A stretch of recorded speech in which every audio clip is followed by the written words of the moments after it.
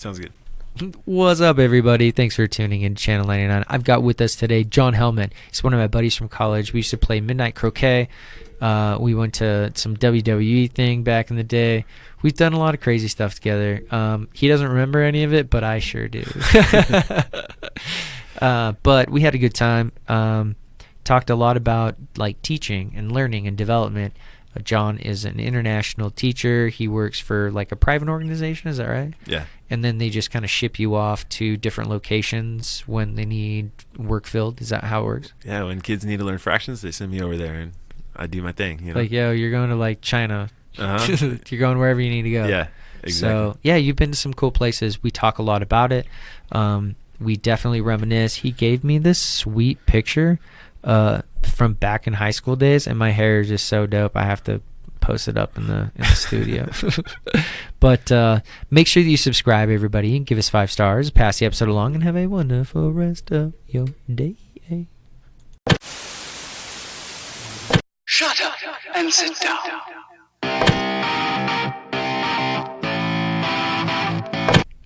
I listen to so many podcasts online, and I always kind of wondered about the setup and like how it works, and now I'm here on a podcast, so it's pretty exciting.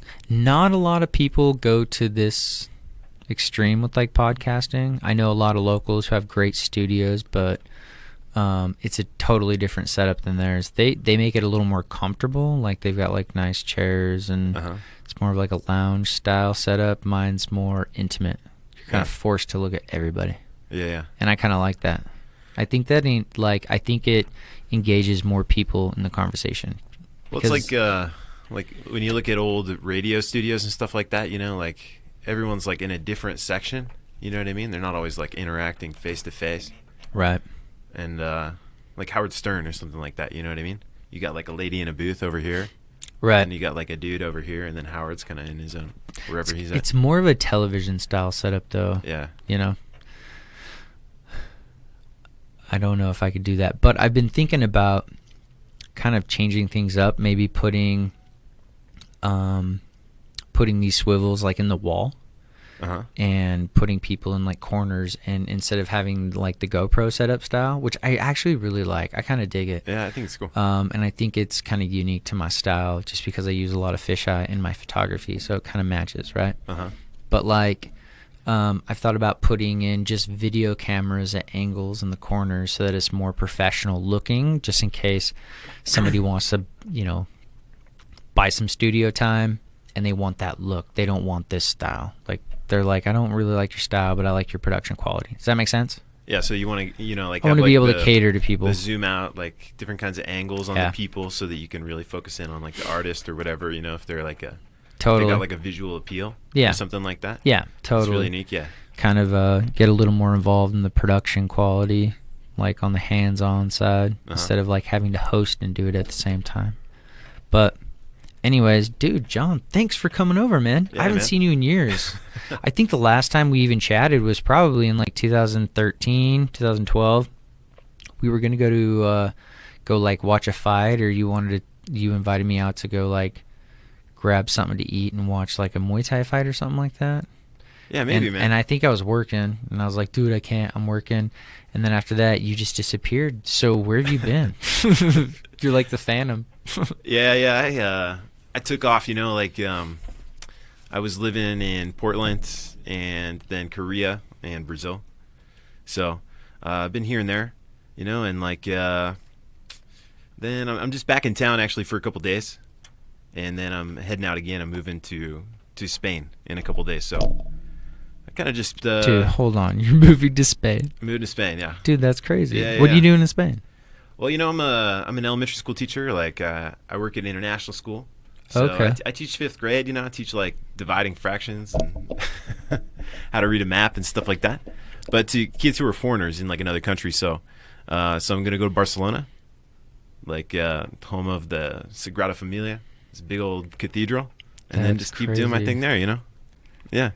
That's so cool, man. Yeah. You've been everywhere. Every time I talk to you, you've been in another country, and you're just back for like a split second, and then you're off. Yeah, well, you know, that's kind of the lifestyle. That's like, so exciting. Yeah, there's this kind of like network of teachers that does this kind of lifestyle.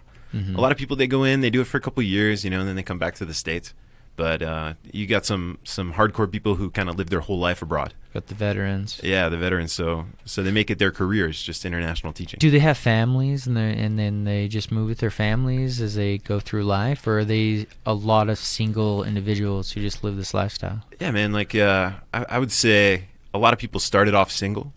Like they go abroad, they're single, they want to like experience life. You know what I mean? And you do see people picking up families. A lot of people, when they get families, they come back home. And then they continue their life. Yeah. But you will sometimes see families like surviving abroad. So for example, like because in a lot of countries, like you're paid really favorably compared to like the locals. You know what I mean? So like you're paid an American salary, but in Brazil, that's like a fat salary. Yeah. So you can live a really nice lifestyle. You can have like full-time childcare for your kids and stuff like that. So a lot of people really like it. So are you a contractor? Do you contract through different districts or something like that? How does this work? Yeah, there's like an online recruiting thing. So I basically go on this website and they say, we've got 150 countries that have the job for you. You know what I mean? And in these 150 countries, you got 300 schools, right? So then I talk to the schools that I'm interested in, and I apply, do everything online, and then if it works out, then you go to this place that you want to go to. And so for me, that was Korea, because like I like to eat all day, and that's like the most delicious place in the world. Yeah, and you've been there before though, right? Yeah, I was working in Korea for 3 years. Yeah, I remember that. So I wanted to go back, kind of do my thing in Korea a little bit longer, and then I got interested in Brazil. I was starting to do jiu-jitsu, and then I moved to Brazil and loved that, and then I ended up getting an opportunity to go to Barcelona. So are you basically a linguist at this point? Like, do you learn all the like? Do you speak Portuguese and Korean and? I wish I did. You know what I mean? But like, you can get around. Probably. I can get around. I can do what I need to do. You know what I mean? It's kind of like, you just don't talk to people. I'm like you got to be kind of like a shy guy. You know what I mean? Because when people really get into it, like if someone's talking to you one-to-one, it's pretty easy to understand what they're talking about, because people are like making eye contact, they're facing you and stuff like that. But it's weird. And then like I always feel like good at a language until I'm around a whole bunch of people who are like native speaking the language, and then it's kind of like I have no idea what you guys are talking about, because they start talking to each other. You know what I mean? Like they talk really fast, and it's weird. Even in English, like when I came back here, I'd hear people talking to each other like in a group, and it's kind of hard for me to follow the conversation, because like I'm not used to. It's not always the same language all the time. Backwards, you know what I mean? Yeah, totally. Yeah, it's really interesting. Dude, when I was, I've told this a couple of times on other shows, so I apologize to my listeners who've heard the story before, but I went to an immersion elementary school from first grade to third grade. It was all Spanish. So I show up in like first grade, and everything on the wall is like, I don't know what it is. It's like all these weird letters. Like it was just all these weird words I didn't recognize, but obviously pictures and stuff like that. Yeah, totally. And then the teacher comes in and just starts speaking Spanish, and I just remember all the kids, and I was just in there like, what's going on right now?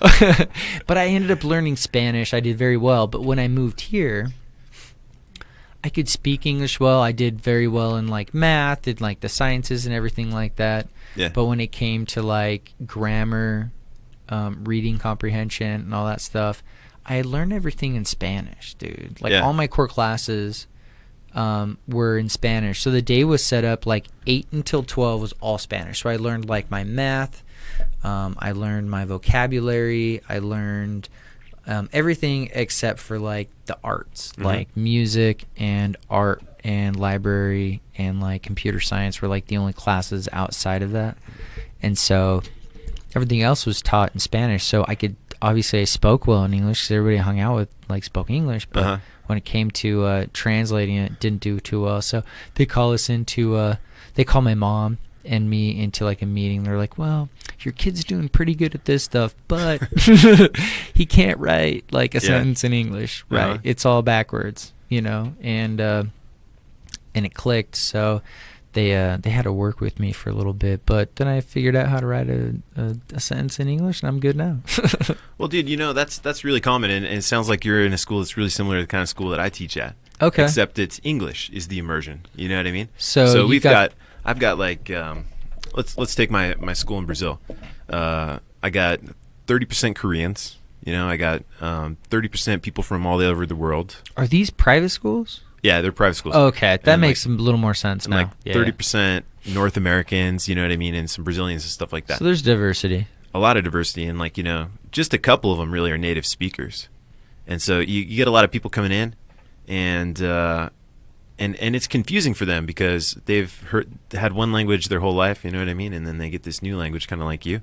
And there is kind of like a weird disconnect too, like when they go back to their normal school, like when they go back to their host country or whatever, then they always feel kind of like a little bit of an outsider. You know, it's like, oh, I don't really understand exactly.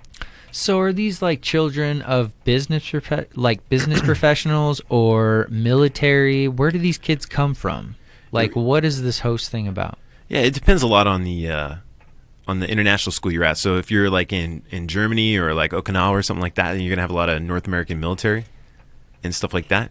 Most of it comes from companies. So where I was in Brazil, like we had like a Samsung and LG factory. You know what I mean? So we had a lot of Koreans, and we had a couple of North American companies like Johnson & Johnson and stuff like that.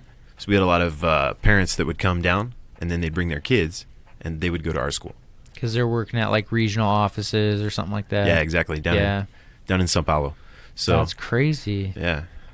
That's cool, man. Did you meet some interesting people, like parents, like I don't know, cool people, artists or famous people? Yeah, you know, like, not too many super famous people. You meet like politicians maybe and stuff. Yeah, you meet like diplomats' kids and stuff like that. Yeah. You sometimes meet kind of like sports stars, but maybe in like the later parts of their career, they haven't been hanging out in the cities that I taught in.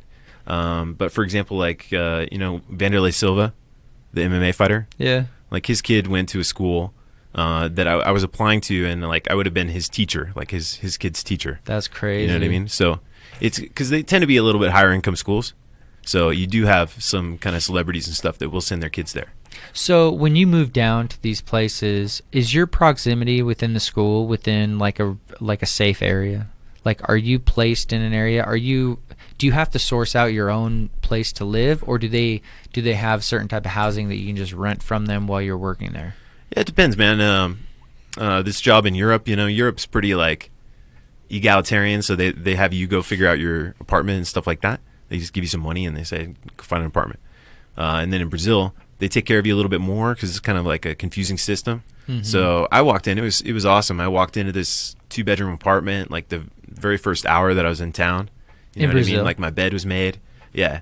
That's and dope. There was like snacks in a little basket. Was that like every day? Like a hotel? You lived in a hotel every day? No, I had my own apartment, but it was provided for me by the school. And then they gave me like services, you know what I mean? And they're like, oh, and there's going to be a lady who will come in and help you clean up once a week. And I was like, okay. Yeah. I can live with that. That's pretty sweet.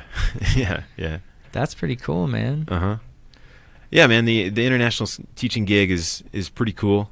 And it's a cool way to kind of see the world, you know what I mean? Yeah. That's the main thing that I like it for. It sounds like a very lucrative style of living. Yeah, it's not like you're going to get rich, though. You know what I mean? Not at all. Like, your lifestyle's really good. But you get to enjoy, you have experiences that other people don't have. And that's what I'm saying. Very lucrative. Like, it's like a different style of living. Like, you get to experience some cool stuff. I don't get that. Yeah, man. But, you know, actually, it's weird because, you know, I come back and then I see kind of like guys like you who are doing stuff in the hometown and Sure. kind of living the life. And then as I kind of like feel the hometown, I also feel a little bit envious of you guys. You know what I mean? Because it's kind of like, oh, this is a pretty sweet place to live, actually. Like, I've seen a lot of different places. Yeah. When I come back to Boise, I'm like, oh, this place is nice. Like, it's getting better, yeah. Things here are really generally pretty nice. Like this house, I mean, you would be a totally rich dude. Like, to have a house like that, you would be No like way. a super rich guy. You know what I mean? If you had a house like this in Brazil, because there's just no style of house like this. Right. Except in these like gated communities that are like closed off from people. So anyways, it's lucrative in some ways, but I also see like, oh man, it's a pretty sweet lifestyle here in the States as well, you know? whenever I come back. We've got it good. First world problems, hashtag. I also bought into this house when I was making $12 an hour, bro. Oh, yeah? Yeah, I was making $12 an hour at the bank and bought this house for like not a lot. Yeah, see, and I put a lot down on it because the time I was living with my parents, I didn't have any college debt because of like, you know, football and stuff like that. I had a little but I paid it off in like 6 months. Uh-huh. And then I had like a year and I was looking for a house, but dude, this house was on the market for like, I want to say like a year. Yeah. Before I even put a bid on it, and nobody else put a bid on it. And I was like, really? see, and that's awesome. I mean, they like, just gave it to me. that's what it feels like. I think like the opportunities here are really cool. You know what I mean? If you want to develop a really nice lifestyle here. So I see that too. Like I give that up, like that security of having your own house and stuff like that. It's definitely not like that right now, though. No. No. You just can't like buy a house right now in Boise. Like people are having a really tough time right now buying homes here. It's super competitive, and the market is just like continually like climbing. So, yeah, I mean, I get a realtor, like realty companies. They call me and they'll leave messages like, "Hey, we're so and so. We're just wondering if you're like interested in maybe thinking about selling your house." And I'm thinking, no, yeah, totally, dude. Yeah, it's very competitive right now, and it's been that way for a little bit, but it's starting to calm down. So I think my strategy is to probably end up renting this house out to a family. Maybe getting an apartment closer to downtown and just creating like an income off this property. Yeah. And moving forward like that, and then investing in another property and maybe buying another house, but as soon as like the market kind of chills out. Yeah. Just because, dude, I couldn't buy this house right now. Yeah. There's no way I could afford to buy this house right now with how much like I make compared to what I paid versus what I made when I bought it. Yeah, there's no way. Like just the inflation, dude. The market has grown so much that the price of the house. Well, and everything's being developed. Eagle Road's insane, dude. Like everything that's getting put in just increases the property value around it, and everything is just popping, dude. So it's true, man. Like new developments everywhere, and I got lucky. But Boise is a really good city. Definitely. I highly recommend it to everybody. It's highly ranked. You know, it's a safe place to raise family and stuff. But you know. Dude, just keep moving here. It's going to make my house worth more. I'm not like everybody else. Everybody from California moved to Idaho because you're going to make my house worth so much more in like 5 more years. We want the whole state of California. Buy all the houses around me. Just drive up these property values, please. I don't care. Yeah, man. So it's a good time to own a house. Yeah. Here in the, it's not bad. Here in the valley. But it's also... I don't know. Is it hard having to just pack up and move how many years do you usually stay at a place? I stayed 3 in Korea and then 2 in Brazil. Okay. And so I don't know, man. It's not that hard, but I don't collect any stuff, you know? Yeah. So like I had like a guitar and a bike, and I sold those, and then everything else that I own fits into 2 duffel bags. You know what I mean? That's crazy. Yeah, so I have like 50 kilos, or I guess it's like 100 pounds of stuff that I carry around, and that's all that I own in life, you know. So it's not that bad. I think if you collect more stuff, like when you start to develop, see that's what I'm saying is I'm kind of envious of like this kind of lifestyle, because you can actually develop collect and things. grow. Yeah, that's true. You can, so like a studio like this, you know, it's impossible for me to create something like that, right? Because if I packed up every couple of years, it's all gone. And so yeah, man. But I'd say overall, for me, that's like liberating. You know, I enjoy just getting all my stuff back together in my bags and then like hopping on the plane. That is so nomadic, though, right? Yeah, totally. And I dig that, just because when I was in college, I felt like I lived that same lifestyle, and I could put my entire life into 2 duffel bags. Yeah. And that included like, well, I guess I had like a carry-on, 2 carry-ons. That's like my computer and like a little carry-on. But like, dude, I just remember thinking, I could probably do this. I've had some of my friends, like a lot of my skating buddies, they've lived that like road style, like that. Living out of a suitcase lifestyle for like years and years, and it looked like they enjoyed it. But eventually they settled and they found something that they enjoyed, and they found a place that they were just like, all right, well, I'm tired of just traveling all the time and doing this. So do you have a lot of friends that have done that? They just kind of like settle. They're like, all right, man, I'm just going to chill and like teach here for like 10 years. Definitely. Retire. Yeah. Oh, that happens a lot, man. I think a lot of people, they move around to see like 2-3 schools, 2-3 countries, and then they're like, I'm done. And then they pick a country and stay there as long as they can, or they come back to the States and they end up living and working here. And do a lot of them marry spouses from overseas, and then they bring them back? And dude, usually when they get married, that's probably what I would do. Yeah. There are not too many that I've met that have actually gotten married to the host country's people. Yeah. It does happen. Sometimes they come back. Sometimes they stay in that country. I have a buddy who married a Mongolian lady. I've got a couple buddies who married Brazilians, and so it happens. But mostly, it's like people who want to like stay for a long time.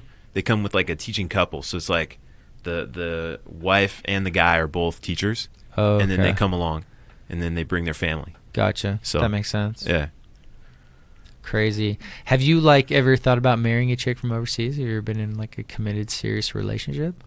Yeah, a couple times, man. Is it hard knowing that you're gonna bail?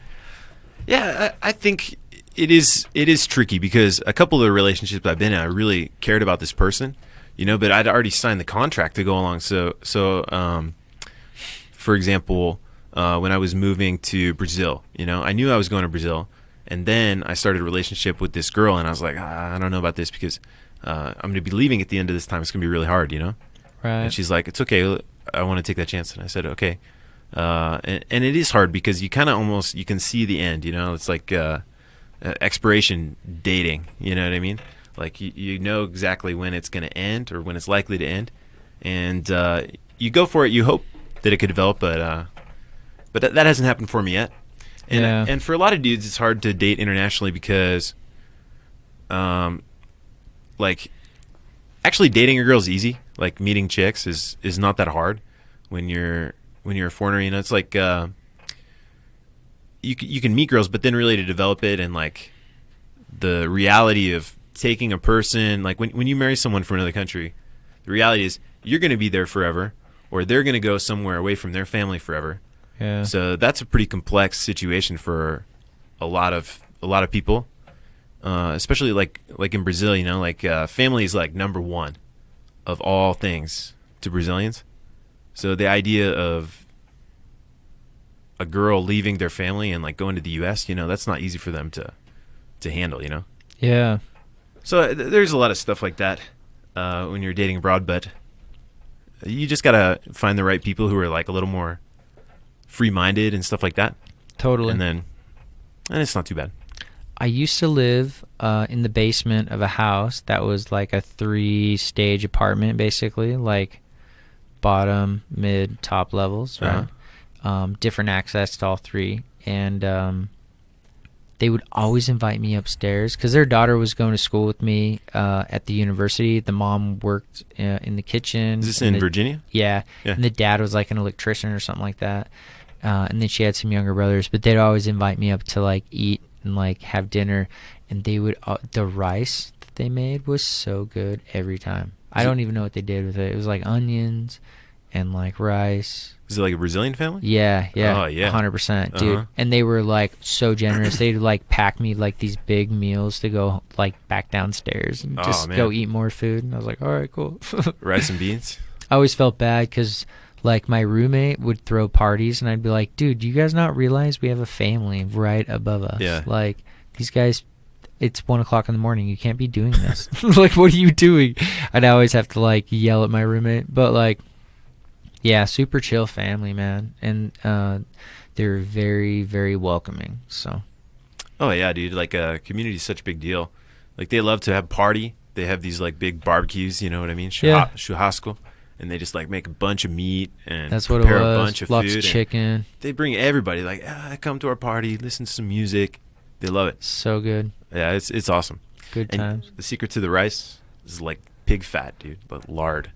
Oh. Lard, rice. That At makes least that was sense. my girlfriend's. They just boil it down.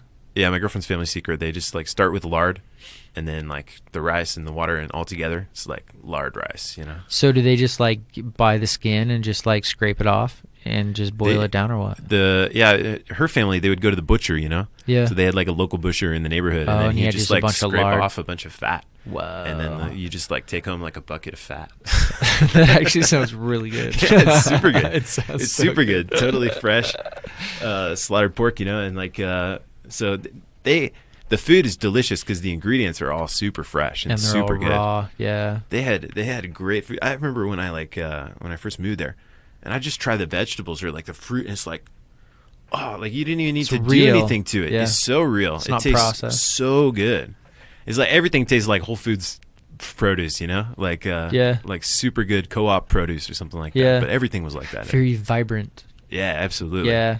It's so delicious. That's crazy, man. hmm When I was in Hawaii, I kind of felt the same about like all the fruit that I ate there. I was like, Yeah. whoa, this banana tastes so good right now. I know. I was like, this pineapple is so good right now. What's going on? It's a super banana. Yeah, dude, it was It crazy. really is. Yeah, it was crazy. Totally makes sense. Same in Jamaica, though. Yeah, dude, everywhere now that I think about it. Mexico, same thing. Yeah. So good, dude. I think it's just like more local, you know, like more natural. It's like sometimes, a lot of times you'll be buying fruit from the same dude who grew the fruit. Yeah. You know, they bring it in little markets in Brazil, and then you just buy Just right a from local supplier. Yeah, absolutely. Because they can supply them. And That's they- crazy. And they can grow stuff all year too. Have you ever thought about buying land in any of these countries and just like as an investment, like just buying a plot of land while you're like there and just paying somebody to maintain it? So you like, Yeah. like you should do that. You should. Have you done that? I You haven't should. done that. Yeah, they do have investments and stuff like that, but you know, it's like it's kind of weird to invest abroad. Is it? Yeah, if you don't Yeah, it makes have sense. if you don't have like a wife or like a relative who's like a local, then there's a lot of taxes and like weird stuff. So imagine even Okay. if I'm American and I'm trying to talk to my bank here in the US, but when I'm in Brazil, it's kind of hard to get stuff done. Yeah. You know what I mean? But to Yeah. do that the other way around where I'm like not a citizen there and I'm trying to get stuff done over in another country, it can be kind of complex. Does it run into make that like happen? business laws at Yeah, that point? there's a lot of bureaucracy, you know, like you worked in a bank, right? Yes. Yeah. Yeah. So like imagine like you need signatures and you need like powers of attorney to like make decisions about different stuff, right? Yeah. And so to get that to happen in another country is a real pain in the ass, dude. Like, Yeah, it makes sense. It's a real pain in the ass. Like you got to notarize, you got to put an apostille on the notarizing, and then you got to like send stuff over. So And it has to be reviewed by somebody and stamped again and then sent off to another office probably for local affairs or whatever. Yeah. Dude, it's that's like crazy. a total headache. So for me, it didn't seem like it was worth the headache. And I have a couple dudes a couple friends who invested in stuff, you know, like they bought property or something like that. And then they gave it to a friend and then they left. And then like, you know, it's unpredictable what's going to happen in the economy. So like this person that I'm thinking of, They literally bought just it in gave Venezuela. they gave them just property. There's like, hey man, just take this title. Well, they bought it in Venezuela, you know, and then like the economy tanked, and it's like the person who was responsible for taking care of the property was like, well, I need to like use this property to feed my family, you know. And the other person was like, well, okay, I can't blame you, like you're kind of robbing me, but like I understand. You Well, know what I at mean? least he was maintaining the property though, right? To feed Yeah. his family. Yeah. Like, I mean, that's free maintenance. Yeah. So I don't know. Plus, That's so anyways, nice of him though. I guess so. How much property did he have? Do you know? I think he had like a small little like cabin or something like that in a car, you know. But I think the person who's in Venezuela sold the car, and, like maybe lives in the house now. But He's probably just like parceling off the like the lumber of the cabin or whatever. Is Well, that dude, what he- it is? A cabin? oh, he would trade like a car for 2 rolls of toilet paper, dude. Like in Venezuela, it's not easy down there. Yeah, so my friend was like, I got burned, but That's great. I should have seen that coming. I should have been a little smarter with my money and my investment. So, but it probably wasn't a lot of money, right? He probably put like $40K into that. yeah, I don't know. I couldn't tell you how much it was, but He lost a car. He totaled a car. That's basically what it comes to nowadays. it's no big Like deal. a newer car. It's just stuff. That was sucks, though. This person's. Yeah. Well, it's still cool to like have that story. I guess. As long as you can get past the bitterness dude, and the I used anger. to like own this property, and this dude just started like pawning my shit off. Yeah. Once the Venezuelans stopped, having milk and stuff like that. She's funny. She would tell me about her life in Venezuela. Venezuela's in a bad shape. Dude. Yeah, They're it's in rough. bad shape right now. Like she'd come to the U.S. and she'd get you get 50 pounds of luggage in each bag. Yeah. And she'd just fill it with powdered milk. What? She'd fill it with like powdered milk and diapers, And so it's like Because they just can't get that down there. they can't get that at all, Like any stuff that. So was she gonna go sell it? No, she just brought it down for herself. Like she just wanted protein for the rest of the year, and I think she would maybe like help out some of the other people, but you could totally do that though. I mean, like that stuff is worth gold if you go to Venezuela. You just bring some like disposable diapers because you can't find any of that stuff there. That is insane, bro. The country, it's nuts. They're in a bad state. Mm-hmm. So hopefully everything turns out okay down there, because every time I read about that, it's like, damn, dude, that's socialism. No, is it communism? No, that's socialism. What was it? Socialism is like, and they, as far as I understand it, it's like they overinvested in like the oil. You know what I mean? They're like, oil is going to get us all our money. And then they're like, we don't need cows anymore. We can just buy milk from Brazil, Yeah. Or like, we don't need whatever anymore. We don't need diaper production anymore because we can just buy that from Colombia or China or whatever. Yeah. Yeah.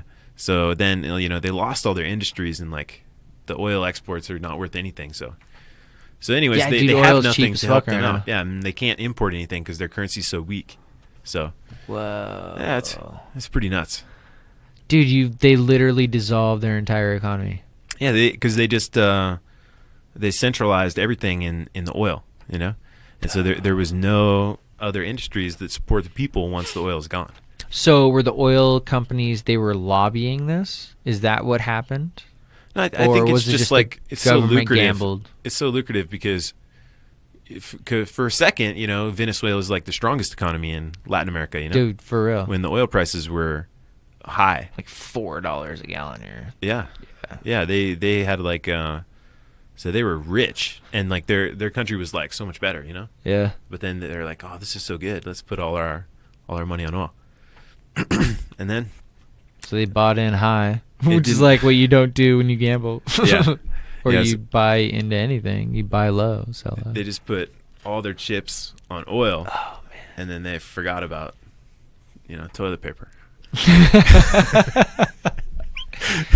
Dude, it's a very disruptive environment down there. It'll be interesting to see how that all pans out. So I don't know. It's interesting to follow the global politics. It is. There's a lot going on. What else is going on that's crazy? I don't know, man. Like for me, global politics is like the U.S. because I never, like, I wasn't part of any of the politics the past 5 years. You know what I mean? Right. And so, for me, I just kind of been following what's going on here a little bit. What else is going on? Korea. I lived in Korea, so I'm interested in what's going on in Korea. Yeah. As well. Well, Korea is kind of interesting just because I was following, who was it? Was it the Hyundai guy?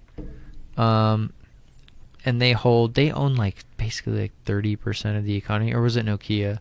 Who was Samsung, it? Was it the Samsung one? Yeah, Samsung. Hyundai's huge actually. Hyundai's huge. Because Hyundai makes boats, like these huge shipping like yachts tankers. Oh, damn. Yeah, that's how the Korean economy got built up, was like Hyundai and like a couple other companies. They built these huge tanker ships. Almost every tanker ship you see was built in Korea by them. Yeah. So is it like the engine's built, or the entire thing is built by them? The entire thing. They had these huge shipyards on the east coast of the country. Holy it's super shit. duper cool.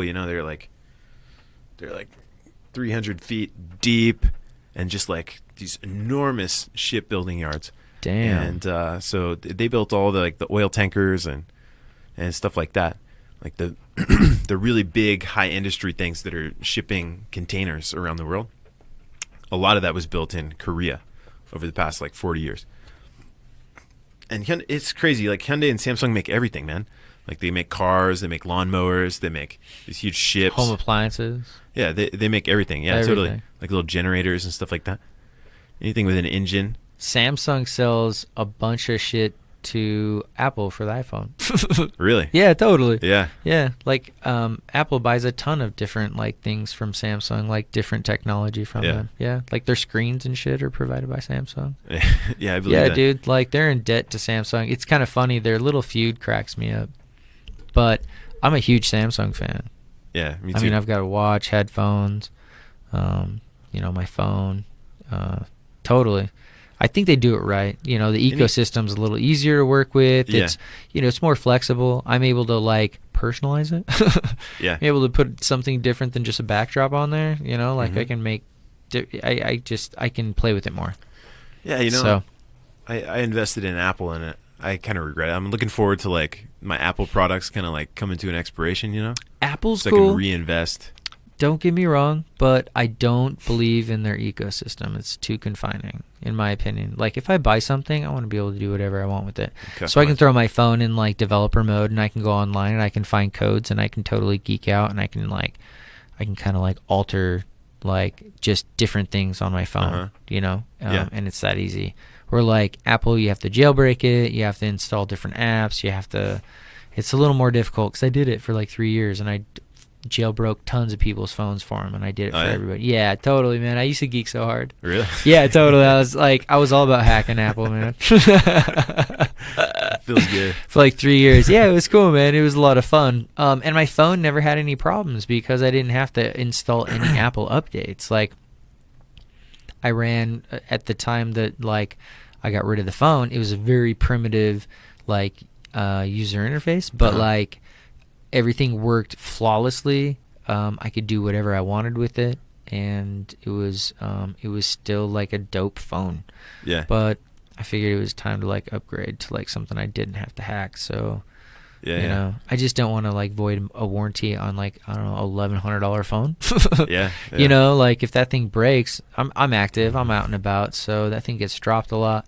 If I'm in a situation, I don't want to have to like give it to him, be like, oh well, your phone's hacked, and voids warranty. Yeah. So that's cool, man. I didn't know you were. So you were like jailbreaking other people's phones. You were like Yeah. working on other people's phones, not just your own. dude. I used to jailbreak all kinds of shit, man. The Nintendo Wii, I like hard, I hard modded a few people's Nintendo Wiis, soft modded a few. What's that stuff? Oh, I'm sorry. So like a hard mod is like you're like actually going in and soldering in a chip, and you're like rewiring cool. the actual CPU with like a chip. Yeah. So I'd go in, you just open it up and you just like look at the website and you just solder whatever you need to do and just make sure it works. So it doesn't fry it. But yeah, I did that a few times. I modded a bunch of PS2s. Yeah. Tons. Yeah. That was a lot of fun too. My Dreamcast is modded. Got like a bunch of mods on that. I'm so geeky, bro. A lot of people don't know that, but I always try to convey that. Like when people start talking games with me, I'm like, dude, like let's talk video games. But I'm more like up until about like 2015. I haven't really gamed much in the last few years. Yeah. It's basically just been like, I don't know. What did I play? Not like a lot of games, apparently. No, not even. Yeah, I can't think of them now. My game, it's weird, like people play video games. 3DS, a lot of 3DS games. Dude, I used to mod a lot of 3D, a lot of DSs too. Oh yeah, what would you do? Well, you just get like a cartridge and like you have to go through and install a bunch of stuff on like. Basically, super simple stuff, and I would just charge people $50 to go buy like a $20 memory card, and then I'd spend 10 minutes like just installing like a little user interface. It would have like a ton of games on it, and then I'd or something install like like a bunch of games on it. Oh, sweet! So I'd get like a 16 gigabyte memory card, and then I'd throw like 1,000 games on there. Yeah, dude, they used to have those in Korea. I remember I was going through like checking out their electronics market. Yeah. And they had things, and it's like, oh, this little cartridge has like 60 games, and I was like, 60 games in one cartridge. Yeah. No way. Yeah.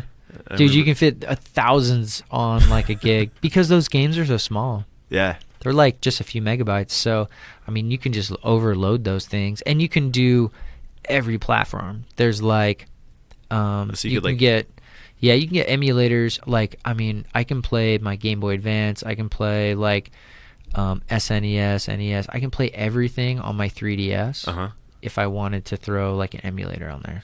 Oh man. So, I don't know how true it is when it's like compared to like handling and playing on the game, but like, I don't know. You can do it because I've done it. Had people ask me, so you just do it. But it feels cool. You feel like a gangster kind of. I remember. No, or what is it? My buddy used to be like, "Data's power, bro." Taylor Lepore, he introduced me to torrents back in the day, 2004 maybe 2005. So, dude, just download torrents, bro. So I downloaded it, and he was like, "Data is power, bro," or no, files are power. That's what he said. Files are power, bro. And I was like, that makes sense, dude. Because dude, we were just downloading hundreds of like CDs. You just get online and you just start downloading CDs and CDs on CDs. Oh yeah. And you just stored them, and it was just like, it just felt powerful. Yeah, I know. Yeah, I was throwing out some old stuff from my mom's house, and I had like, like those old like CD flip carriers, like cases, you know what I mean? For like your car. Yeah, you'd put like a bunch of CDs in there. Yeah. And I was going through and I was looking at it, I was like, this album sucks. Like, this album sucks. And it's a bunch of stuff that I just downloaded because I had and you copied them. You know what I mean? It's like, I own it, so I need to make a copy. Yeah, that's what I would do too. There's a bunch of CDs that just sucked. And it's like, I never listened to this, not even one time. And I just was looking at all this strange, weird music that I had. And it's like, why did I have a copy of Pink's CD from 2000 whatever? And so anyways, you kind of like lose your mind when you have unlimited access to like my the buddies data when you're a young guy. Totally. When I first went off to college, in the dorm, I would borrow everybody's DVD like collection, and they'd all have like the original DVDs, and I would take them back and I would just rip those things and burn them off, and I just have like hundreds of DVDs. I've got like stacks of these things, and it's, if you go through them, it's like I haven't seen hardly any of them. I just burned them off because I was able to just have movies, and if people wanted to borrow them, they could borrow them, and they would go through them. And I had a lot of people who just borrow my case, and they'd come back like 2 weeks later, and they were like, "Dude, we watched like 50 movies, bro." And they'd be all like scratched up and shit. They just like had been staying up all night. Just watching movies all night. Matrix 3, Matrix 2. Didn't we skip school to go watch The Matrix 2, right? Was that senior year in high school? It was me, you, and Rob Rebitch. I don't remember. It was somebody remember. else. I don't remember. I feel bad if we did. We did. And we went to Mongolian barbecue afterward, I think. Really? Yeah, I think so. Right there. That's so high school. That's like, so high school. You're like, oh, this is more important than learning. Yeah. I gotta go watch The Matrix 2. I think I had my brother call me in and be like, "Yeah, Tim's not feeling well. He's gonna have to leave." That's hilarious, man. Yeah. It's weird. I have like, is your memory pretty good?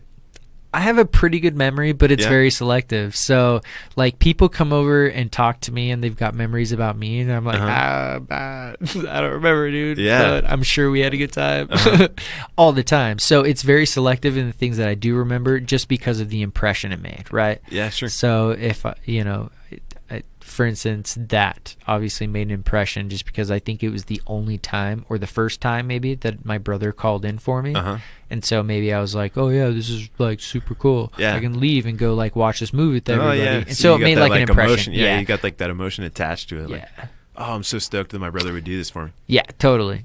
So I'm very selective just because of the way, obviously, it impressed me. But how about you? Not because it was The Matrix 2. Not because The Matrix 2 was so good. No, I don't. Honestly, I don't remember watching the movie. I just remember that.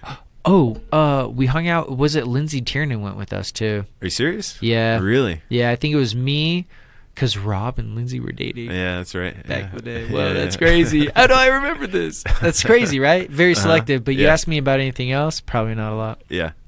I do remember playing croquet at the golf course next to your mom's house. Yeah. Like midnight croquet. Yeah. And it was me, you, probably Rob too. Mm-hmm. Probably a couple other people. I just remember it was at that spot, and we'd go out and post up the croquet. Oh yeah. And we'd play a game. That was a good time. Yeah, man. We went to WWE. Did you go? I went with you. Yeah, dude. really? Taylor was like screaming for Shelton. Who was it? Oh man. Shelton. He was like screaming, dude. He like had a sign and shit. Didn't he have a sign? I don't know, man. He was so stoked. Yeah, your memory is selective. You're right. Like, because the only thing I remember about that is like that I parked with my handicap parking permit. Yeah, you my did. grandma had a handicap parking permit, and I'm like, oh, I can't walk all the way across this parking lot like some bitch, Like I can't walk 500 feet. That's exhausting. That was in the. So Was it in the wintertime? Do you remember? Oh, dude. Because I want to say it was the same night that the night of the day that we were out, and we strapped up a cord to the back of his old Volkswagen Rabbit, and we went to Hillside, and the parking lot was empty, so we hopped on like a sled. Like we were taking turns, and he would just fucking gun it, dude, and we'd hit the speed bumps going like 20 miles an hour, and we would be holding on to this cord, and I just remember somebody ate some shit. They hit a curb. We filmed it. I wonder if I still have that somewhere, but oh man. But I think that was the same night because we came back, and I've got very vivid memories of that whole night. Yeah, we had a good time, dude. Yeah, didn't you win those tickets? The WWE tickets? Yeah.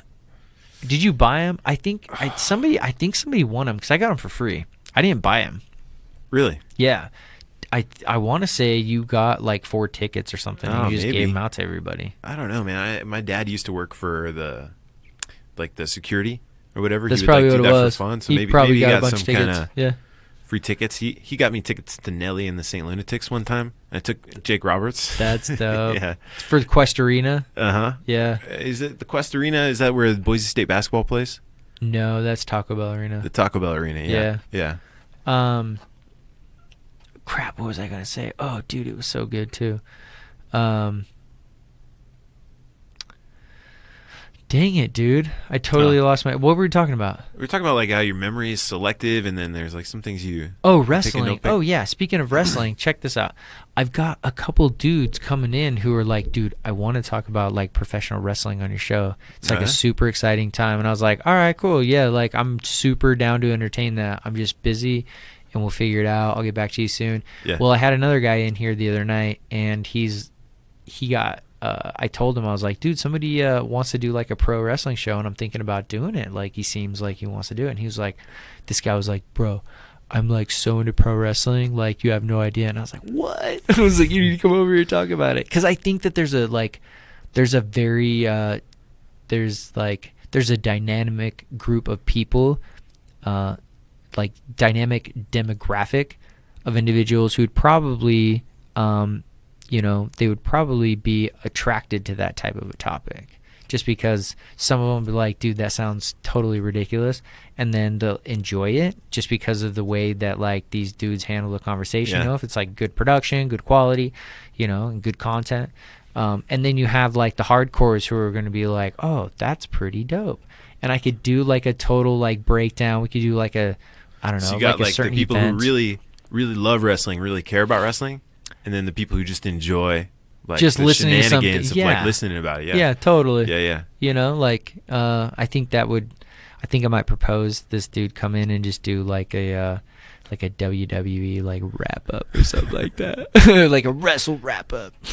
Well, it's big, Like they would show it on TV in Brazil, and they would just like people would talk in English, and then they would have like voiceover. Yeah. The Spanish announcer table.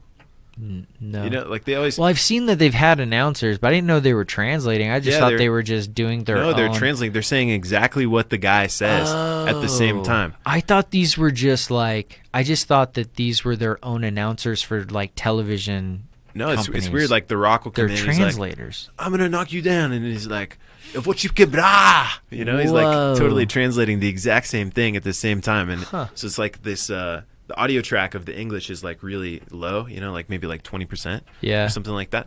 And then after they say something, then they translate it really fast, so you can see what the wrestlers are saying. And it's really big in all the countries that I visited. Like I was in Panama City when I was flying back, and they were showing it like in the airport. Whoa. Yeah, totally. They were. That's cool. And there was like a bunch of people like gathered around the TV. You know, they're like, "Oh, Yeah. no puedo creer que Triple H va a hacer eso." You know. Yeah. See, that's crazy. It's hilarious. The McMahons are billionaires for a reason, I guess. You know. Yeah, it's big business. You know, It it's is like, big business. Soap operas with It's dudes entertainment. dudes Yeah. in tight underwear. Yeah. So- I never thought about it Yeah. like that, but it is. Yeah, And a lot of hot chicks. a lot of There's a lot of hot chicks. Yeah. I used to get into like WCW, and we touched on this on another episode with my buddy Jimmy, but like yeah, man, like wrestling's very interesting. I need to kind of jump into it and kind of get a little bit of like a somewhat of an understanding of where it's at right now before I like jump in and try to participate in all these conversations. So I'll probably be geeking out on wrestling. Yeah. But That's cool, man. I think that totally makes sense. And wrestling is really entertaining. And like, because whenever I see it, I'm like that's stupid. You know, is like my gut reaction. Yeah. Like people are like pro wrestling, like that's dumb. yeah, But then I watch for a second. I'm like, I could watch this. it's for pretty another cool. hour. It is cool. Yeah, I could totally spend a couple hours watching this, and I'm interested to know what happened after he challenged him in the middle of the ring right there. Yeah. You know? Yeah. Like, what's his response going to be? The acrobatics are insane. It's because the drama of it is really interesting, actually. Because I'm really into MMA. I Yeah. like MMA, but I almost never watch fights. All I do is read about fights Yeah, me too. online. So like, I'm interested in, like this The guy's drama. like, oh, I got injured, but I'm gonna come back and I'm gonna kill on this fight. You know what I Yeah. mean? Or like, oh, I'm Daniel Cormier. I got history with John Jones, so like, I want to come back and I want to beat him. You know, and then it's like the drama of the fight is not really like the actual fighting, Right. so much as like the story behind it. And that's what WCW and WWE does, is it's just like it creates that drama really well, you know? Yeah. And so maybe I only like MMA because I grew up on pro wrestling, you know what I mean? I'm Yeah. like searching for that drama still. Because I actually True. don't watch that much fighting anymore. I to don't be honest. have time to sit down and watch like 4 hours of the fights anymore. Yeah, yeah. I watch the highlights, and a lot of times I just read like, who won that fight? Yeah, totally. Me too. You know, Mhm. if I'm interested in it, then I will download it the next morning and I will watch it. Like, Yeah. and I will stay away from, I will abstain from, all social media, because people, they want to talk about it after the fight, and rightfully so. So And you've had a couple fighters on the podcast, right? Did you have? I've had a few. I had Vince Morales. I've had he's in the UFC. He's got a fight coming up. He's fighting at UFC Fight Night, and I think it's like LA. Oh yeah. I think it might be in the next week or two. I honestly should know that, but I don't. I follow him, but to follow so many people. And then I just had Jesse Brock in here. Uh huh. I've had a lot of people. Did you have in here, man. Vito on here? I had Vito on here. Oh, cool. I did not publish that though. Oh really? She told me not to publish it. Oh okay. I'll tell you why afterwards. I can't really talk about it. That's cool. Because nobody knows why, because they've never heard it. But it was one of my favorite Serious? episodes. Yeah. But like her reasoning was, I think, a little more. Her reasoning was. I got it, but I was like, no, it was actually just a really good episode. I think you're Yeah. a little paranoid. Maybe No, I she understand. thought I she think said some People things like. try to control their image. You know what I mean? Yeah, Like, and I think she thought maybe she had answered some questions, because I don't run that show, but I think she had answered questions that made her feel like maybe she didn't really conclude or define like the answer well enough. And she was like, I don't think I did as well as I thought. And I was like, no, it sounds great. Yeah. But I mean, I don't blame her. Like, if she doesn't think that she cleared those questions well enough, or she had second thoughts, I get it. It doesn't matter. That's cool. And so you But it was a great interview. you give the the person you're interviewing kind of the discretion to say, "Oh, I don't really feel like No, you not should anymore. publish that." Not anymore. Nope. Before, only because like she had a fight coming up at Bellator. I think it was the championship fight. Yeah. And she was coming to promote the championship fight.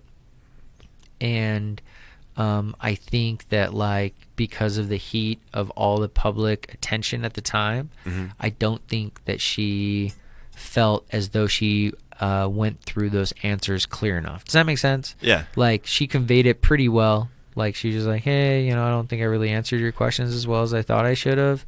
Because I sent her a copy of it beforehand to there's like a listen to media frenzy around you too, like people that's want why to I take did stuff that. out of context, Yeah, like, yeah. So and I didn't want her to feel uncomfortable. That's not my role. Like I do this because I enjoy like hanging with local people who are passionate about what they do. So Yeah. I will respect that. But for the most part, I'll just say like, nah, you're good. And post it. yeah. But I've only had like 2 people ever ask to pull a show. Yeah. And one of them I'd already published, so like a ton of people had already downloaded it, and like people who had updated their apps or their phones that day, they already had it downloaded to their phones at that point. So I was like, I can't really do much. People have already downloaded it and listened to it. So do you know what it's like with like a professional interview? So like, let's say you're on the Today Show, like, do you? And you're a super famous person, and like you say something embarrassing. Is there like a disclosure agreement that they have to sign in advance or something like that? Are you like, saying like, as a guest or a host? As a guest. Like, do they like when you go on the Tonight Show or something like that, and they want it pulled, like their management? Do they have like a contract that says, you can ask me this kind of question, but you have to pull the show if you mention this or something like that? Is it? Do you know anything about that? No, I'm going to assume that the production company has 100% rights over like what's published and what's not. But for the most part, like the shows you mentioned, those are like live shows. They're like, they have like a, so many second delay. So you can't really do that because it's already been seen. I mean, they can probably pull the feed or whatever. But honestly, man, you're asking the wrong dude. I'm completely independent. I just have people come in here and hang out. Oh, yeah. I don't have any understanding of like the contracts that would go on between like a professional like production company like that and somebody who has an agency, because I mean that person, they might say something that the management company doesn't agree with but that they agree with, and that boils down to the contract between the client and the management company, not between the production company. So like they wouldn't pull feed because in that situation that's between like they'd probably be fined by their management company or some shit. I don't know. Oh, I see. Yeah. But for like other purposes, you guys, I mean, I'm sure that they could probably have some grounds. Sure. Like if they're coming into like a local feed, and they're getting, pressed by like somebody from Boise, they would probably be a little more. They'd have a little more leverage with saying, "Hey, pull the live feed." Versus if they were like on CNN. Yeah, that's true. Yeah, it's a little different at that point because they're riding on millions of dollars of sponsors and commercials. You know what? I actually enjoy commercials. I'll watch Netflix and I'll be like, it's kind of boring. I don't get a break in between like every 15 minutes or something. You like a little bit of time. I do like a little bit of time to get up, grab some water, like take a piss or whatever. And maybe it's the old man in me at this point because everybody, underneath us, probably like, if you go like 5 years younger than us and younger, they're probably all grown up on just stream. They're all, they all cut the cord. Well, it's weird actually, like, because families cut the cord. I was watching commercials, and it's like the first time I've watched commercials in years. Like my mom's husband, he has the TV on all the time. Yeah. But I've only seen background noise. I've only seen like internet TV for the past couple of years, Yeah.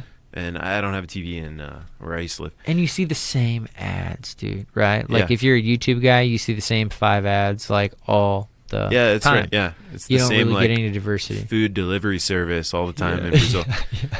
On YouTube, I guess you see them on YouTube, but I'm not used to the actual like ads on TV, and so when they were on, I was like, car company selling cars, Yeah, like, it was like fascinating for me. I hadn't seen, you're selling like dick pills. They've evolved, right? Yeah. They've evolved. Because I didn't, honestly, man, I was streaming, only just streaming stuff, and then all of a sudden I downloaded like Pluto TV. What's Pluto TV? It's free TV, dude. Really? It's like 500 channels. No way. Dude, you get like MTV, MTV2, all free, and it's like on loop. You get like conspiracy theory channel. You get like 20 comedy channels. You get Comedy Central. You get like stand-up comedy all day. Dude, it's everything, bro. Really? You get a bunch of streaming movies and Wow. TV shows. Yeah, it's all free. Pluto TV. Shout out. Not a sponsor, but I would definitely consider them just because they're dope.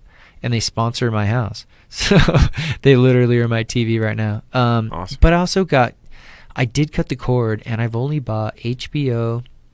I get Hulu free with my phone service. Yeah. So I get free Hulu that I can stream from like 5 or 6 devices, which is pretty dope. What is Hulu, man? Because I've been out of the country. Is that like? It's like TV. It's like Netflix, but more TV stuff, and it's all current TV stuff, like on NBC, like ABC, like everything. And you can just like choose what you want to watch at any time. So yeah, it's just a stream. Yeah, you say like I want to watch. And Office, I think and Disney just bought them, so I think they're gonna do like a Disney Hulu spinoff. Oh, I see. Because Disney has like Disney Direct or some shit like that. Yeah. Where you can watch all Disney stuff on demand or whatever. So they own a large percentage, I believe, in Hulu, and so I don't know what's gonna happen with that if they're gonna keep them 2 separate businesses. But that's like something business geeky stuff that I would talk about. But they're just gonna own everything. Disney. Soon. Yeah, they Disney. own everything anyways. Everything. Dude, they own so much shit. It's amazing. If you look up, there's like 5 or 6 companies that literally own everything that you consume in America. Yeah, I period. believe that. Yeah. Any consumer packaged good, Uh-huh. everything on a shelf is owned by like 5 or 6 companies. Under these 6 umbrellas. Yeah. Yeah. Yeah, Have you seen that diagram?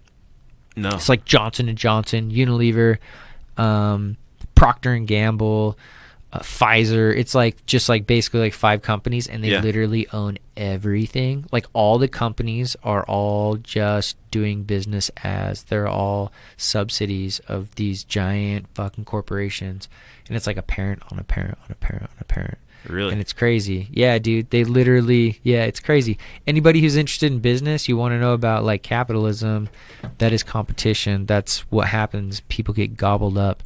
You either go public or you get bought out. And if you go public, you're probably going to get bought out by a bigger company eventually.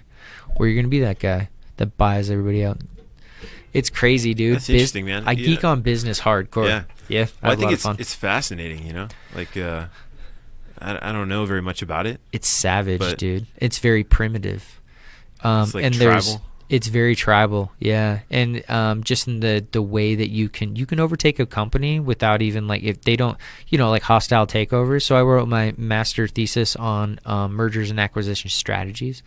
And the hostile takeovers, the way that these like companies can come in and just buy out these companies underneath them when they're like, no, we don't want to be bought out, and they just have strategies, and you just it's crazy, dude. Everybody look it up. I don't want to get into it. You can go to my LinkedIn though, and you can read my master thesis if you want to. It's pretty fucking long enough. Yeah, you're welcome to. I think it's on there. Takeovers, yeah. Yeah, it's mergers and acquisition strategy. But it sounds cool. It sounds like a story. You know what I mean? Like, yeah, like it's like it's like a narrative of how you take someone down. Yeah, so it really is. I think that's pretty interesting if you're into the savagery. Yeah. Of that, yeah. And the defense, like there are defense strategies, but like the way that I write the paper, I talk about like what companies do to take over companies, like hostile takeovers, and then the defense strategies on how these other companies try to prevent it. And then I talk about basically how one or the other is going to capitalize, and then I finish up with the conclusion. But did you do that here in Boise? I did it at NNU. Yeah. NNU? Oh, NNU. sweet. Yeah, that was a good school, man. Great program. Oh, dude, I've heard a lot of good stuff from people from NNU. Yeah, their business school is one of the top business schools in the Western United States. I want to say like top third, like for their their grad program, for their master's, their MBA program. But I had a blast, man. Like those classes were sweet. I don't know. Those of you who are looking at pursuing education. I love education. I love learning. This is my thing. Yeah. I love learning. I don't enjoy education. Does that make sense? Like, you don't like the system. Yeah. You don't like people telling you what to learn. Yes. Exactly. You like to But be I able to need the guide your own structure. learning. Yeah.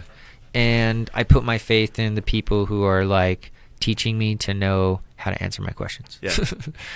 Well, that's what's cool about grad school is you're like, you know what you're interested in. Yes. And then you do have a structure of saying, okay, you got to learn about, I don't know what it's like in business, but in education, you know, it's like, well, you got to learn how to teach math. You know what I mean? I'm interested in Right. teaching elementary school. You got to learn how to teach math.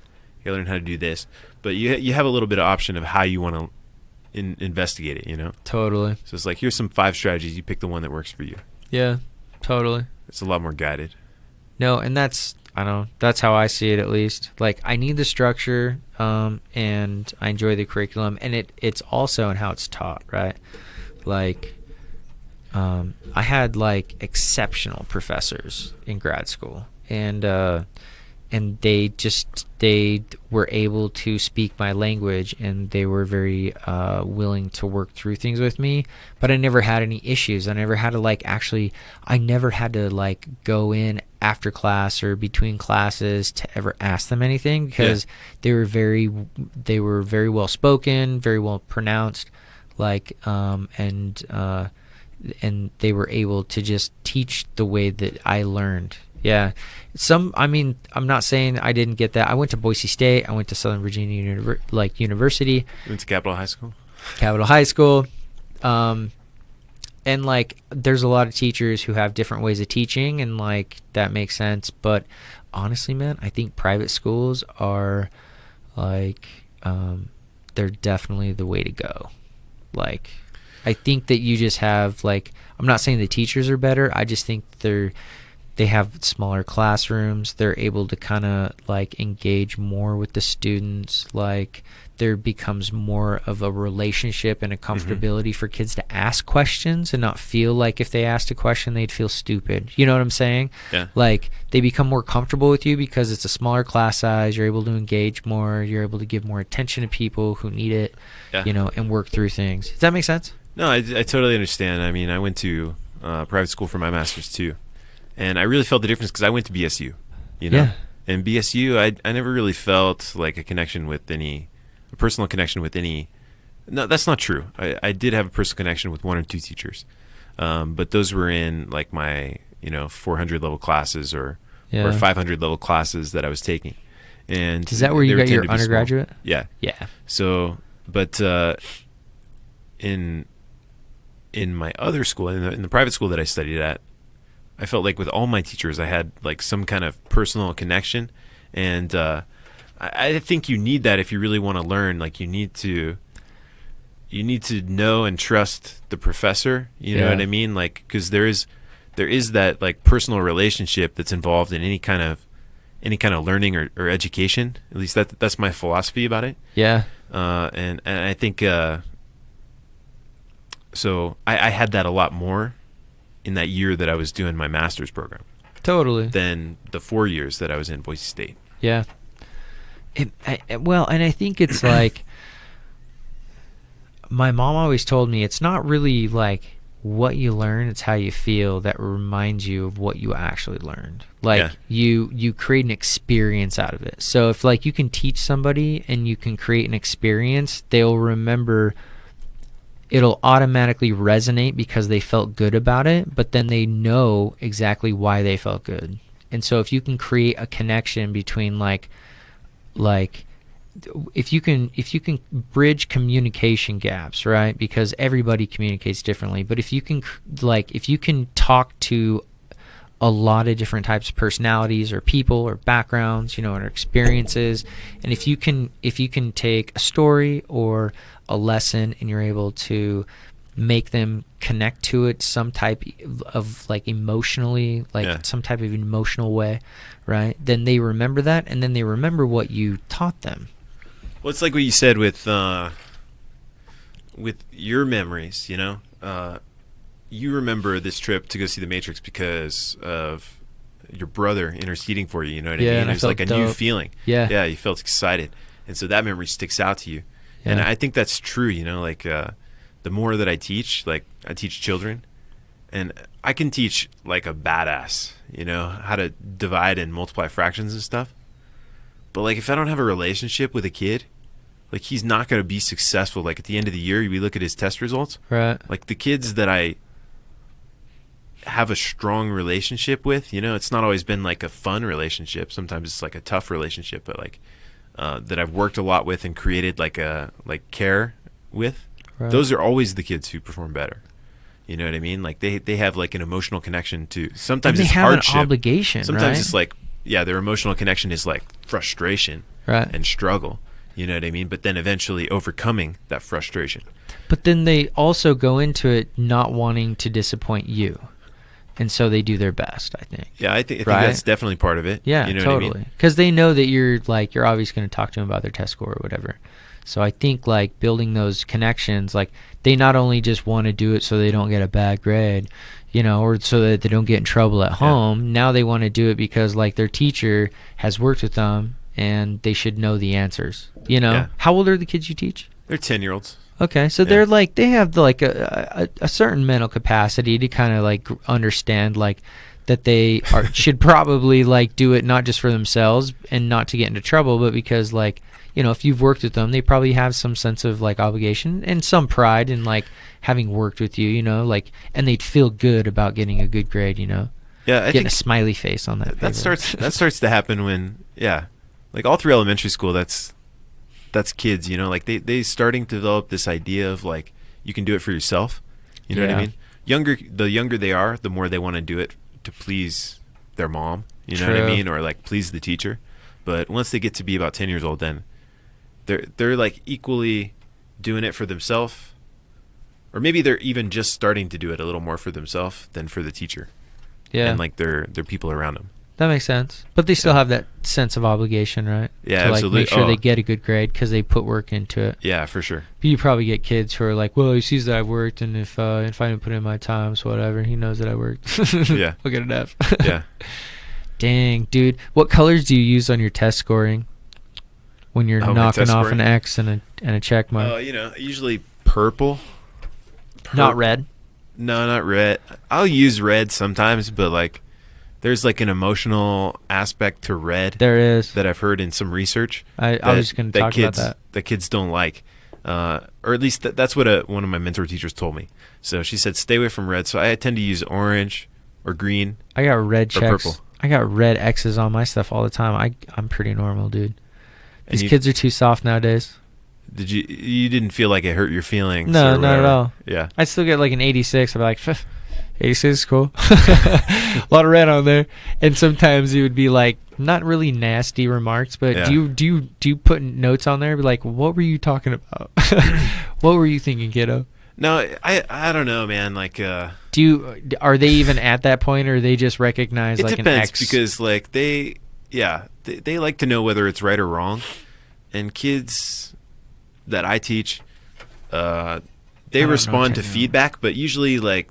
They like people to talk to them. You know what I mean? Like if you write something on a test, they're not gonna kids read my it. age, they're not gonna read, or they might read it, but they won't process it. You know what I mean? Yeah. Like they'll be like, okay, I got it wrong. There's an X on there. Like they don't really care. But if you sit down next to them and you'd be like, oh my dude, you tried super hard on the fractions here.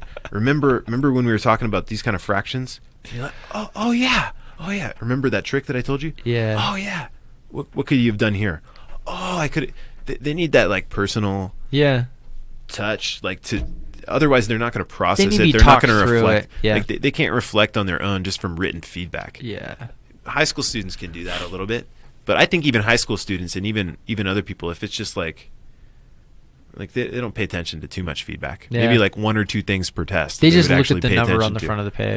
That's what most people want. Yeah. And then if you want to make them improve, then you got to like process with them about what was wrong, you know? Yeah. So that's like that's more what I do. That's cool, man. Yeah. That's crazy. I've always thought about being a teacher.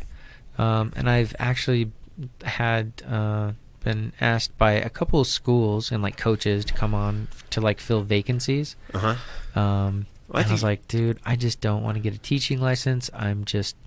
I've got a great job. I'm sorry. I'd love to teach. Like at one point I wanted to do a bunch of like adjunct work.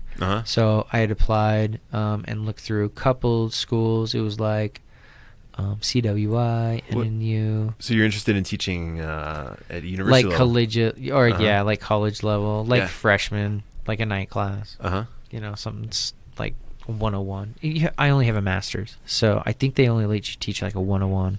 Yeah, the master's. And you'd be an adjunct faculty. Yeah. Yeah, totally. So, which is fine with me. And I've thought about pursuing my education, doing, you know, going on to like doctorate school, doing a DBA, but I just I don't have time, and it's not really going to do anything for me unless I'm like in a corporate setting where I'm like hitting executive level in like 10 or 15 years, you know? Yeah. So for me, you know, that was something I did contemplate and I thought about a lot, but yeah. No, man, I think you get your teaching license when you're ready to teach, you know? Yeah. Like and that could be any time. Like it's a fun thing to do. Like I'm doing it now and I really enjoy it, and I plan on like doing it for another 10, 15 years, but I can't see myself doing it forever. Yeah. You know what I mean? Right. So like eventually I'll move on to something else. Right. But for some people it's the opposite. Like they do other stuff and then they come into teaching. There's a lot of people who come in at like 40, 45, 50 to teaching. And so I don't know, maybe later. Just more weathered. Maybe when I'm more weathered, I can do more business style classes. Like as I, you know, guess as I grow my businesses and stuff like that. My experience, analytics. I've been asked to come in a couple times to do like lectures on analytics. And I'm like, dude, I mean, I could, but I don't think those kids are gonna understand what I'm talking about. Like I can really dumb it down, but it's really not that easy. Like it would be kind of tough for me to like explain numbers to them like that, because a lot of them don't really understand Excel or anything anymore. They don't even do that, right? They really don't learn stuff like that anymore. Somebody told me that they don't even teach typing class anymore. Oh, really? Which is crazy. Typing, like computer class. I don't know what it's like in public schools these days. Like in private school, or like the private schools I teach at, typing is not like its own separate class, but it's like part of class. Dude, fourth graders are like they got keyboards down, though. Everything. Oh yeah. Okay. Yeah, fourth graders and not fifth like graders iPads and stuff. They might have an iPad. Most schools that I've worked at, little kids have Chromebooks. Oh, that's cool. Yeah, from third grade on, like kids will have their own individual Chromebook, and they're using that. But I actually don't know what it's like at public schools these days. Yeah. But I mean, it's a whole different ball game, right? Isn't yeah, it? I mean, it's like just totally different. I don't know, man. It's weird. It's different. It's like it's funded differently. Like public schools have more money. Like that's one thing that I was surprised about. Yeah, in my experiences at public schools, we had a lot more resources, but then like the class sizes were bigger, and so there was other kinds of challenges, you know. And you get like all kinds of different people coming in. In private schools, you have like less diversity in terms of like income and like economic status or whatever. Right. But you have a lot of diversity at these schools that I teach at, of like nation and race and stuff like that. Yeah. So, dude, that's crazy. Dude, we're gonna wrap this up because we got this concert to go to. Sure. So I wish we could talk even longer, man. Oh, by the way, man. So you brought this notebook. Yeah. Yeah. No, I wanted. So what'd you write in there, by the way? Oh, like what is it? Poetry. Is this your old journal? Yeah, really. Do you want to spit some poetry real quick? Spit some poetry. Do you want to throw down some poetry? No. Yeah. This is just like vocab. I use it. It's like a little study notebook, vocab, whatever that I'm studying. Gotcha. But anyways, I was looking through my old stuff. Yeah. And I was throwing out a bunch of stuff from my mom's house, and I found this old photo. And dude, I have no idea where this is. That's what I was looking at. But it's you and good old little Johanna, Belgian. Yeah. Whose dog is that? We're eating. I'm like, am I carving a? Yeah, it looks like you're carving like a maybe. She's got marshmallows. The end of a stick to put a marshmallow on, or something like that. Hold on, dude. I think we were at. I don't know if we were maybe. Dude, my hair is so terrible. Could that have been? My hair is so bad. At the McMartin's house or something like that. I want to say the fire. That is so bad, by the way. I dig it. Dude, that is so sick. This is Yeah. 35 millimeter film, man. Oh yeah. That's so crazy. Uh-huh. That's how old we are. Yeah, I had a big old camera that I used to carry around and get some photos. I remember that shirt. Dude, that's crazy. That dog's dead, by the way. Whatever dog's in there. Poor dog. Yeah, we must have been like doing s'mores or something like that because I'm carving a stick. That's crazy, dude. Yeah. Is that the Yeah, you only can keep photo it, that man. you've got? I can keep it? Yeah, I'll yeah. probably hang that in here. Yeah, That's sure. actually a dope memory, man. Yeah, Thank totally. you. That's so sick. Mm-hmm. I don't have a lot of photos from high school. I really don't have any. And if I do, they're like dance photos or skateboarding stuff. Yeah, man, I don't have a lot either. It was weird because It's I kind couldn't. of impressive that you got that photo, though. I know I had like no other photos, or almost no photos from high school. You know what I mean? And then that I was was just, one of it was like a crazy mix of all these different photos, and I was like, oh shit. I Dude, think Tim thanks, would man. like that. Yeah. Yeah, hell yeah. I'm gonna go buy a little a little case for it and like a little thing for it and throw it on the wall. But all right, dude. Well, John. Oh yeah, where does No Manches come from? No way, John. Right? Oh, the it's No like, Manches, yeah. doesn't it basically mean no way in like Spanish? Yeah, kind of. Okay. Yeah, dude. I had these buddies who lived here in town. They were from Mexico. Okay. And just all day long, they were like, "No manches, no manches, John, no manches." And so I started saying that a lot when I was around those dudes. Yeah. And then, Did you know what it meant? yeah, Okay. yeah, Okay. no manches. So, anyways, I just like that, and I wanted to put it on there so people could find my name. I'd be like, "Find No Manches," but then I always Yeah. have to explain to them like, how do you spell No Manches? You know. So it's more trouble than it's worth. I should find something better. I have a friend from Mexico, and I was Yeah. talking to her today, and she's like, "What do you got going on today?" And I was like, "Well, I got a podcast, and then I'm gonna go down to the reef and shoot the show." And she was like, "Oh, that's cool. What's his name?" And I was like, "John No Manches." I think that's what his middle name is, but I don't know what it means.